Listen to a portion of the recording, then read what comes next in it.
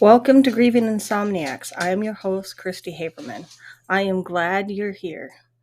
Thanks for being a part of our community. A few disclaimers before we get started. I am a licensed therapist. However, this podcast is not to be considered mental health therapy or counseling. It is for entertainment purposes only and is not associated with my counseling practice, Christy Haberman Counseling Services. Thanks for showing up. Welcome to Grieving Insomniacs. It's a beautiful day, the 1st of October. I hope you don't mind hearing the lawnmower in the back of the podcast today. My husband's out there mowing the lawn. Usually here in South Dakota, it is really unusual to have a 70-degree day at the end of September, 1st of October, so we'll take it. So today I wanted to give us a break from talking about the different grief theories to talk about how do you choose a counselor? When you're struggling and you're wanting someone to help you with your grief, how do you choose? Have you ever stopped to think about that? We go to Psychology Today and the therapists all have their ads out there and they have their pictures and they say, this is my style, or this is what I'm trained in, and it's really hard to choose. So I thought what I would talk about today, specifically as it applies to grief, is we're going to talk about how to choose a counselor to get you closer to the fit that you want to have. So many times I'd have people coming into my office and be like, I don't want to start all over again. I stayed with this therapist because I just didn't want to tell my story all over again. So it's traumatizing for clients to go to a therapist and have it not work and then have to go to another therapist and they feel like they're regurgitating the same stuff over and over and over again and not getting any satisfaction. And so one of the things that I don't see that we do very well as therapists, and I also see numerous articles about it, is we don't tell people how to choose a therapist. Like, how do you choose? I want us to talk about it. One of the reasons why I'm doing these podcasts about what theories people utilize for grief is that it is critically important that how they view grief matches how you're grieving. Because if you have a mismatch between the theory and their style and what you're experiencing, you're not going to get the relief that you need.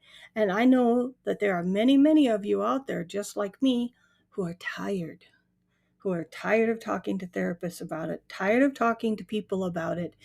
And we just need to find a good fit. Let's dig into it. When you call around or you're researching a therapist, the first thing that you need to understand is what's called the theoretical orientation. And those are a lot of big words. And all it means is, how does that therapist assess your problems, understand your problems, and then treat your problems? So what by assessing means is you come to me with a particular problem. My job is to step into your shoes and understand what you're going through your eyes. That's my job. And so I will use various theories to do that. Attachment theory, I'll try to understand how you think. I'll try to understand your emotions, all of those different things. So that's how I would assess someone. How I understand you is that I would have to understand you through a cultural lens. And then how I would treat you is that I would try to assist you to get to where your goal is, not what my goal is. Can you already see where this disconnect would be in grief therapy? Because if my goal is to learn how to live with my grief, but the therapist's goal is to help you be cured of your grief, then there's immediately a mismatch. The question is, how do you determine what the theoretical orientation is? You ask. And I encourage everybody to call and try to interview the therapist. If the therapist doesn't want to do an interview with me, to me, that's a little bit of a red flag, because they should be able to answer all of these questions for you. To ask them, what theoretical approach do you use? And I'm going to go over them for you so you have kind of an understanding. So there are cognitive approaches. All that means is the person that's a cognitive person believes that your thoughts drive your actions. Okay? So I think it, so I do it. So if I want to change the behavior, I change what I think. Behavioral therapists believe behavior is learned. I don't know if you guys have heard of Pavlov dogs, Skinner's chickens. Skinner taught a chicken to hit the dot and be rewarded with a treat. Pavlov's dogs saw the treat and they started to salivate. That's behavioral therapy. The humanistic therapies, or the humanistic approach, is you emphasize the good in people. People are primarily good. We believe that people have control over their own destinies. And then there's the holistic or the integrative approach. Someone that'll say they're holistic will say that I use all of those different approaches in determining what the problem is, or how I'm going to help you with what the problem is. The problem is with that. So the therapist should be able to tell you their style as it relates to the therapy. So in my case, as I was saying, is that as I became more trauma aware, I became more aware of the role of the body. And I started to understand that the body responds irregardless of what the brain thinks, irregardless of what my behavior thinks. And if you leave out the body in presenting and understanding someone's problem, well, that's not really going to get you anywhere either. So a therapist should be able to tell you primarily what their approach is. So I'm a somatic therapist. I'm also very attachment focused, which means is that what heals is the relationship. If you were to come to me for therapy, that's what I would say, is that my primary purpose with my clients is develop a relationship, to maintain that relationship, guard that relationship. And within the relationship is where the change happens using all these different therapies. I don't use behavioral necessarily myself because it's too simplistic for me. Yes, people learn by watching, people learn by doing, but we are more than just our behavior. So then the other question comes, style. What does style mean? It means how I respond to you. I was trained that your client should do more talking than you. I have seen some therapists, been to some therapists, where they do all the talking and I'm getting lectured at. That's a style of therapy. Some people do very well with that style of therapy and don't do well with my style of therapy, which is I'm very non-directive. I believe that you have a path. This is your path. It's up to you to choose how you're going to go on that path. And it's not my job to tell you that. But some people want to be told. So they do better with someone that's got that style of therapy. So when you go and talk to a therapist, you need to know, what do I want? Is your worldview. So your worldview is, how do you view the world? Is the world punishing? Is the world welcoming? Do I feel like I belong in the world? So your worldviews too also have to match the therapist. And the therapist should be able to tell you that. And then the next step would be to specifically ask your therapist, how do you intend to assist me with my grief? Are we just going to talk about it? So talking about it is psychoanalytic type of therapy. I may ask you what they call probing questions, which is helping you direct your thinking to how you're going to figure out the problem yourself so you develop insight. Or are you going to be more directive and give me homework assignments, which is part of cognitive behavioral therapy? How are you going to help me with your grief? And then you choose. But I will tell you, in the early years of working with people with grief, asking someone to do homework in early years of grief is almost impossible. They can't think. They're barely holding it together. You've got to keep that also in mind. So if they say, I'm going to assign you homework, do you have the ability to do the homework? Will you drop out of therapy because you didn't do the homework? And if you don't do the homework, how is the therapist going to treat you? Those are all questions that you can be asking. How are you going to assist me? But the critical most part of determining if a therapist is right for you is ask them what their approach to grief is. They should tell you whether or not they believe in continuing bonds. They should tell you whether or not they believe in the stage theories of grief. And then you decide, is that a theory I believe in? Is that, especially after listening to my podcast, is that something that I ascribe to? Is that something that I'm willing to sit down and talk to you for an hour about? And if the answer is no, move on to the next person. And then ask them, I believe in continuing bonds and developing a relationship with my deceased loved one. Ask them if they're willing to assist you with that. If they're not willing to assist you with that, then they're not the right therapist for you. And it's not that you're bad or your ideas are wrong. It's just that they're not a right fit. And too many times we try to pigeonhole people into these little boxes, and we say, okay, so if you don't do your grief this way, you're abnormal. And that's actually not the case, because we are all humans just trying to survive this abnormal experience. The other thing that you can ask your therapist is, what's the role of religion in your therapy? Are you a Christian? Are you spiritual? Do you not talk about religion at all? You'll find all three types inside therapy. And you have to decide what role that's going to play in your therapy.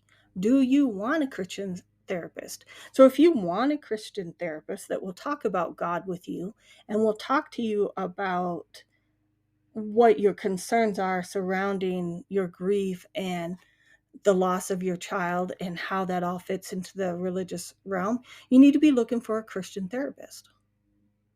And ideally, you'll find a Christian therapist that's within the same religious background as you. If you don't want to talk about religion, then don't go to a Christian therapist. Or if you do, you ask the Christian therapist, do you believe in not talking about these things? If they say no, then that's not the therapist for you, and you move on. There's nothing wrong with that, because you're buying a service. You need to understand that you are buying a service. It is no different than you go to a hairdresser and say, I would like to have this style of hair. And the hairdresser says, I don't really know how to do that cut. You need to go over to this therapist. Okay, I'll go over to that therapist, or I'll go over to that hairstylist. Those are the kind of things that you need to ask. So the next question you need to ask is, I don't want to discuss anything religious in terms of my grief. I don't want you to say they're better off in heaven. I don't want you to talk about the fact that God wanted this way. I don't want you to talk about any of those things. Are those things that you can respect? And there are 100% therapists out there that will tell you no, they cannot, which is fine. There's nothing wrong with that. You just need to determine for yourself if that's a therapist you want, that's putting their needs before yours. That's a critical thing. And if it's the case that you don't, then move on to another therapist. So then that brings me to the next step. And so this is a critical step for me, because you guys know I believe in signs. You know that I believe in that Christopher talks to me through his music, and it's a way for us to connect, and all of those other kind of things. For me, a therapist that believes in those things and doesn't label me as being crazy is critically important to me. So if you're going to be my therapist in my grief, you have to accept that I believe these things. They don't have to believe it, but they have to accept that I believe it and willing to work with me within that construct. If they cannot, I need to move on to another therapist, because again, my beliefs aren't wrong, their beliefs aren't wrong, but if they don't match, you are not a good fit for me. And I think this happens a lot to people that go to therapy, because we look, a lot of the times, that's why those pictures are out there. We look at the pictures and we say, oh, she looks good. She looks good. Oh, she don't look good. Oh, let me try that one. And we go off of what they write, and anybody can write anything. When I go out there and I look, and This person says, I'm an expert in 17 different therapies. Like, how? How did you become an expert in 17 different therapies? Because that means you're not really good at any one of them. A therapist should have 2 or 3 really good techniques that they are trained in and provide those to your clients. And also treating problems. American Counseling Association's certified in the grief recovery method. That's just a method that somebody picked out that they think works. And it's a framework for helping people. And again, it helps some people without a doubt. Otherwise, they wouldn't have this certification. Does it help all? No, it doesn't. So you want someone that matches you more than an expert in a specific type of therapy, but also it doesn't hurt to have them as long as it matches what you're wanting to do and how you see your therapy going. The other question that comes up frequently, how somebody come and sit down in my office and say, I don't want medication. Okay. Medication is off the table. They need to respect the fact that you don't want to take medication. And if you're a medication non-believer, you need to put that out there right away. Are you going to want to prescribe me medication? And if they answer yes, discuss it before you ever pay them. Are you willing to work with me through this while respecting the fact I don't want to take medication? People don't want to take medication for a lot of reasons. I talk to people about taking medications on a regular basis. There's a lot of reasons for, a lot of reasons for not. It all depends on what the problem is or what the person is struggling with. There's so many things, but in this conversation, we're talking about grief. If people prescribe medications for grief, 1, they're medicating depression. 2, they're medicating anxiety, but they are not medicating grief. Just so you understand this, they're prescribing medication for you, they're prescribing medication for another diagnosis, and you need to ask what that diagnosis is. So the DSM-5 right now, and I'm pretty sure they have not changed it, is that after 6 months, after the death of a loved one, that's when bereavement's supposed to end. We know this isn't true. Common knowledge says it's not true. But we still hold to that impossible standard. In my experience, in my own experience and with multiple other people, that is when it starts to get the worst. And it can go on for years. And some people, especially if they have a previous history of depression, need medication. But you need to have that discussion with your therapist beforehand. All right, let's talk about life coaching. Cannot have a conversation about choosing counselor without choosing life coaching or talking about it. I am not a fan of life coaching. I'm going to put it out there. And here is why. Therapists have to account to a licensing board. We take specialized education. We take specialized training. We take tests. And we are trained to not put our own values and worldviews onto other people. It's a critical part of counseling, learning how to do that. And then if we do something wrong, we're held to another standard. And sometimes it's an impossible standard because the fear that it can generate in a therapist is like, it's scary sometimes, but it's real. It helps keep people accountable. Life coaches aren't accountable to anyone. No one at all. There is no certification board. There are no requirements for education. There are no requirements for training, even though somebody says I'm a certified life coach. Again, it's just like the grief recovery model. Somebody said, we need to have a licensing board. This is what we think people need to have for a life coach, and this is why we do it. That opens a person up to a lot of abuse. And I hate to say it, but And I see it all over Instagram. I see it all over Facebook, where people are putting out there, I'm a grief life coach. I'm a grief this. I'm a grief that. The danger of that is it can become a power trip for some people. And if you have somebody telling you, you have to do this to get over it and get over it and get over it, and it doesn't work, or they want you to buy this book, or they want you to buy this supplement, and they want you to buy this, and they want you to buy that, they're just using you. And you have no recourse. You have no recourse. Because they'll say, did you check to see if they were licensed? Well, no. You know, some of the worst abuses that happen upon people, especially, is sexual intimacy with therapists. If you go and look at the licensing board in your state and look at some of the offenses that therapists have done, those have all been reported to the board, and those have all been satisfied on the behalf of the American public. With life coaches, there is no such thing. Absolutely none. So now there's a difference between life coaching and peer support. So peer support is what I'm doing with this podcast, which is I am your peer. I am just like you. I lost a child. I'm a parent and I struggle. I just happen to have additional knowledge that I want to share, but I'm sharing it in podcast form. I'm not putting myself out there as an expert in therapy. I'm not putting myself out there as an expert in grief.